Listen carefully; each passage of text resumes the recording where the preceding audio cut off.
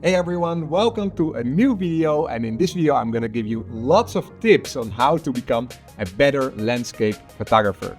If you wanna learn much more, subscribe to the channel for much more videos in the upcoming weeks. Let's go.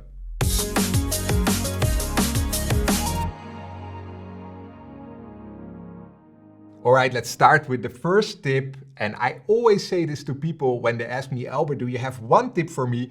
Something extra in your photo. Don't be overwhelmed by spectacular weather and just take a picture from whatever, from that rainbow, that thunderstorm, or whatever. You always want to have something extra in your shot that makes the difference between a simple snapshot with your phone or a picture that someone says, wow, that's a nice photo. And I have an example here of this photo with the rainbow and cows underneath it. You see it's spectacular rainbow, and I saw this rainbow was appearing. And when it was appearing, I thought, how am I going to photograph this? Because yeah, I want to have something extra in the photo. So I saw these cows in the field right next to me. I was driving my car and I thought, okay, what if I can frame these cows right under this rainbow? Now they were standing in that field and I was putting my car next to the road. I ran into the field and you see here is a little stream here in front of me and the cows. So the cows cannot come very close to me. And I was basically just shouting at these cows like, hello, come to me. And actually they were coming to me. You see them even from the back still coming. They were coming to me and looking at like me as a crazy guy, but I was just shooting and I framed them perfectly under that rainbow. So yeah, always try to get something extra in your photo and it can make your shot spectacular.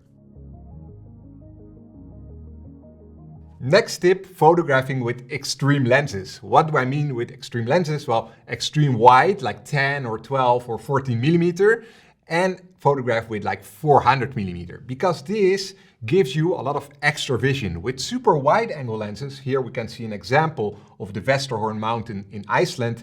I photographed this with a 10 millimeter lens. And with a 10 millimeter lens, you automatically get very creative with especially your foregrounds, because you get a little bit low to your foreground and suddenly all these lines, even small lines, they become super big in your photo. So lots of creative possibilities with extreme wide angle lenses. Here's another example of this cityscape here in Amsterdam. And you see all these lines on the road suddenly look very spectacular with the extreme wide angle lens. Everything suddenly turns into a leading line. Then the other extreme, like a 400 millimeter for landscapes, is very difficult because it challenges you to see a landscape very far in the distance. And here we have an example of that.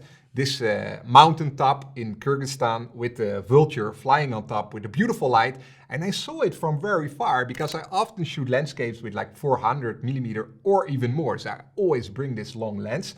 And we have here another example of a lighthouse that I recently shot in the northern Spain with super high waves. It was very far in the distance, but I saw that it had a big potential for the long lens because those big waves in the foreground were very spectacular, and also you get a lot of compression by using the very long lens. So really long lenses and really wide lenses, two extremes.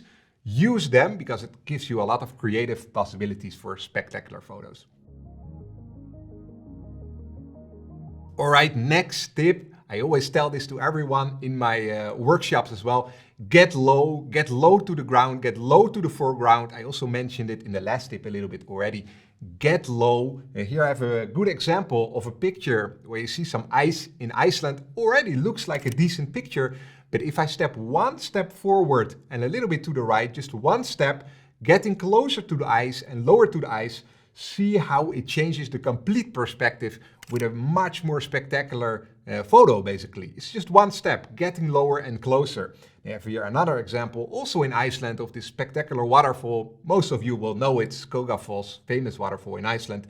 But here I got an amazing perspective and I saw these ice bubbles. They were actually very small, but I got super low to the ground to these ice bubbles and suddenly they're very big in the picture. So I'm getting low and close. I'm not talking about 2 meters or something. No, really close to the lens. Then you get a very spectacular perspective. Then I have one more shot that I took last year in autumn here from the mushrooms, and here I am even below my foreground. So you see, I'm getting super close and super low. Here you can see also the behind the scenes shots, how that looks.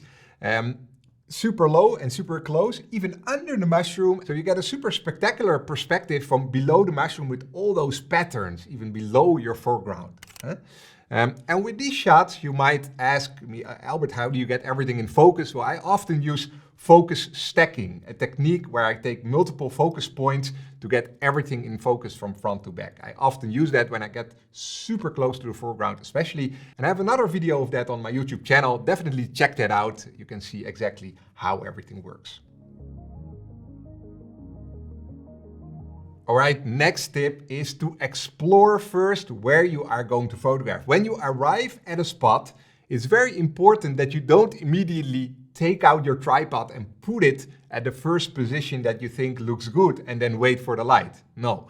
Walk around, see what's out there, try compositions with your phone. I often try it with my phone to see how it looks.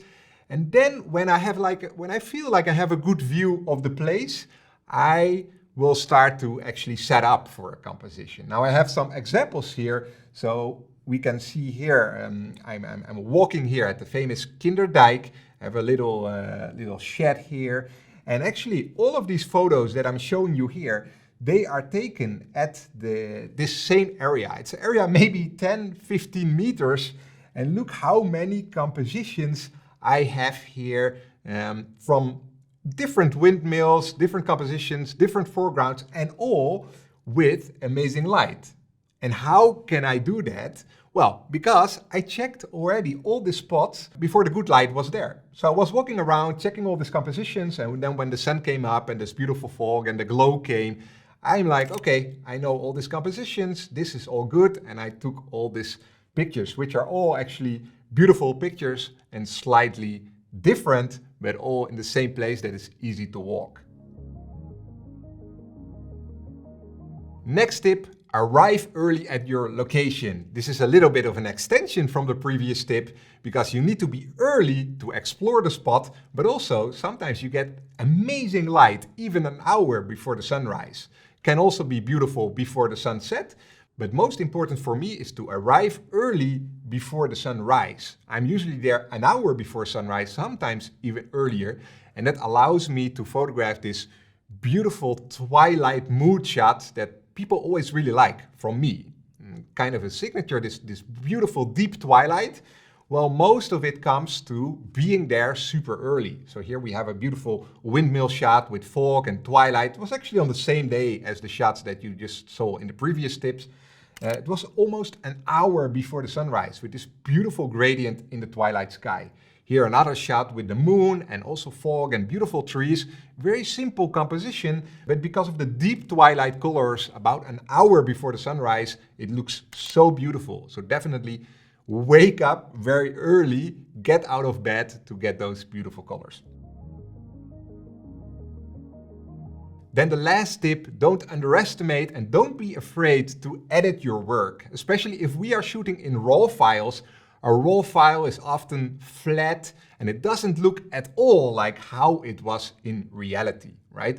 We expose sometimes for the highlights, for the shadows, but our shot comes out pretty flat with maybe a sky that is super bright or a foreground that's very dark. We always have to do some editing. I sometimes do a lot, but some photos, they don't need much. Here we have a photo of a beautiful sunset in the north of the Netherlands, beautiful patterns reflecting the beautiful light. You see my sky is very bright, but not overexposed. So in the editing, I definitely needed to bring that sky back and all those beautiful colors. Now we have another one, pretty simple mushroom shot here. Beautiful light actually, but I underexposed it a lot. So it's very dark. So I need to bring out those beautiful colors of the light bleed and all that stuff. And the last one here, beautiful mountain, Glacier Lake here in Kyrgyzstan.